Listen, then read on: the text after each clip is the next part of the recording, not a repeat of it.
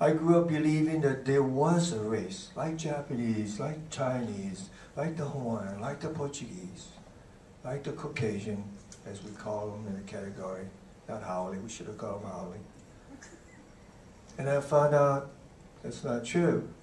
When we became a state in 1960, the reason that word is not in any of our kids' vocabulary today, and not in any of our pageants today, is because you and I were convinced in 1960, and therefore of our stupidity.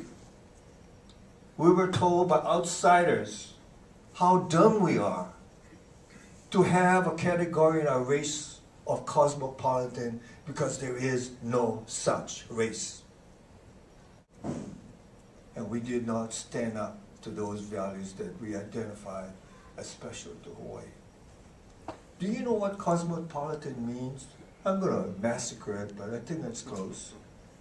Cosmopolitan is a Greek word meaning belonging to the world, or belonging to no one.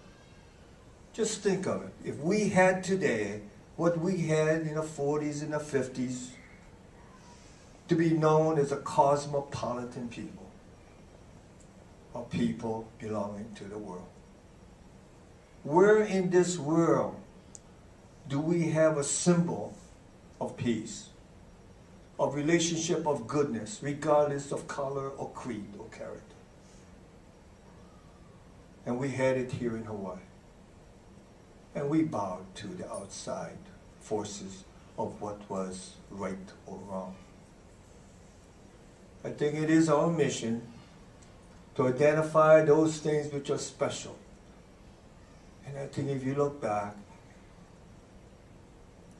you will see the specialness of, to me, the most special people on God's given earth. I am Hanai Hawaiian because my parents died early. So my pure Hawaiian stepfather taught me a lot, including Lance how to weave.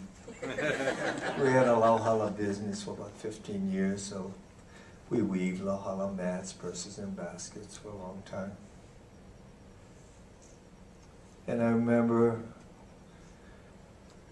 Nona Beamer, I'm sure you people remember her, the mama of the Beamer brothers. We became special friends. And I remember I told my cabinet, you shall read this. In the year 2003, go download the Tribune Herald. There's a front page article about this special woman retiring from her volunteer work in Puna, and they gave her a little party. If you don't know Miss Beamer, she's a pure Hawaiian. Went to Kamehameha schools here, went to Columbia to get a degree, and remember this is the 50s.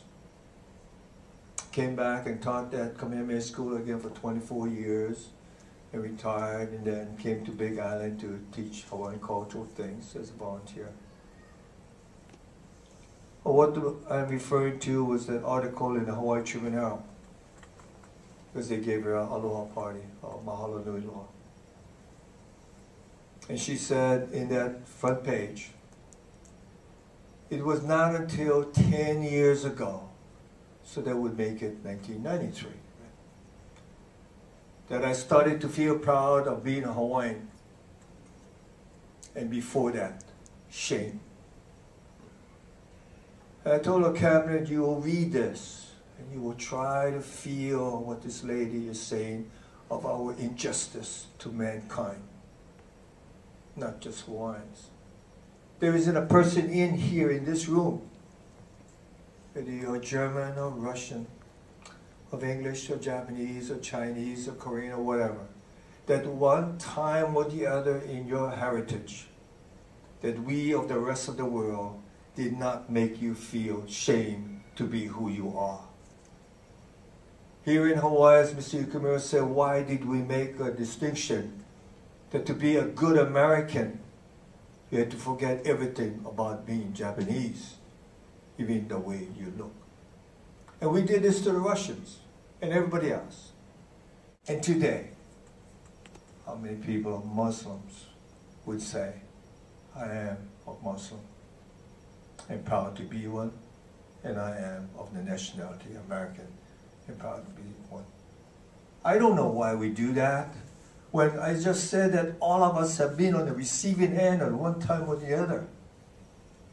And somehow we switch it to someone else. That we are so ingrained of fear or whatever that makes us do it. So what is your mission? So I told the governor and people of Tokyo, I am proud to be a Korean, and I stand up proud to be an American Korean. I am proud of the Japanese contribution of this world because you are my symbol of peace, of what happened after World War II.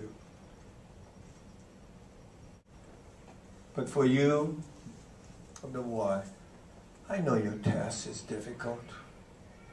You know, every one of you came up here in regards to retaining membership. Well, hells bells, the membership should be overflowing. Because look at your creed and what you're honored to do, or what your duty is. Look at your scope of international. You tell me, what is a greater goal in mankind than peace on earth? I am so goddamn scared of what we as leaders are doing. I was so elated as a young boy that maybe, and there was no maybe, that there will be peace on earth. I was born before World War II, and one of the horrors of my life was watching my mama sit down on the dirt road in Ola, receiving a letter from Korea saying that the vast majority of her family has been killed in the Korean War. And when I was older, after my daddy died, trying to find out about this man who I thought was always the most quiet, strongest man I knew and dreamed of, wished for knowing him longer.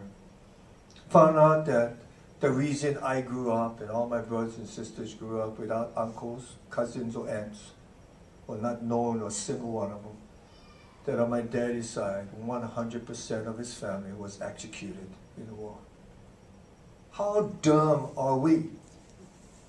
How dumb are we to continue doing this to each other? How dumb are we to leave this as our legacy? It's not your legacy? Then step back, ladies and gentlemen, because that is our legacy. Terrorism, I don't think that kind of global word was in our vocabulary. Improvised, explosive device, what the hell is that for a bomb? How many of you knew where Iraq, Iran, or Pakistan, Afghanistan was? Why is a nation of Muslims, which is majority of the world, so many of them believe that we as Americans have declared war on Muslims? That is the legacy of which we leave behind. Of people killing people just because of their ethnic or nationality.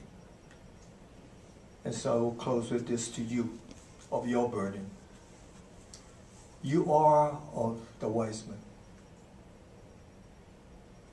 The CD said it means men of the Y, and now men and women of the Y.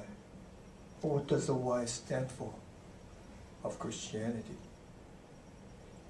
Yes, your membership is important, but please get together and identify your mission first. So you all have the mission clear out so you can go and recruit based on this mission. And what greater mission than let there be peace on earth. Thank you very much.